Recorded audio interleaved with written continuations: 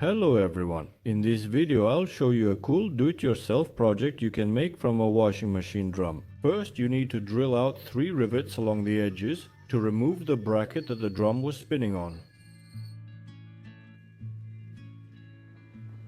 Use a hammer and screwdriver to remove the washers attached to the rivets.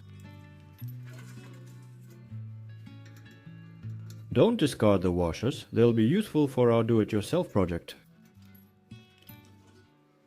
After removing the bracket, use an angle grinder to cut off the drum's bottom.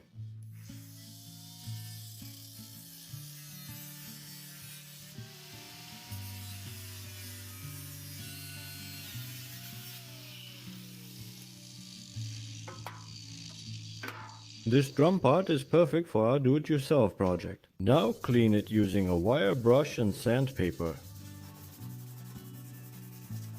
Everything's fine after cleaning, just take it out.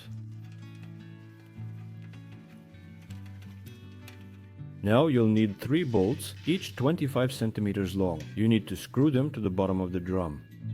This is where the washers we removed earlier are useful. By the way, the bolts are 10 millimeters in diameter.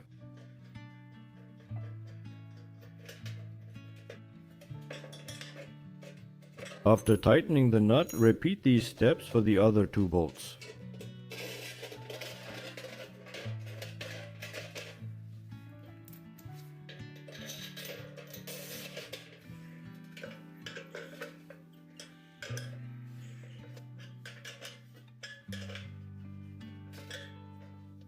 Here's what you should have now. I think many of you already know what this do-it-yourself project is.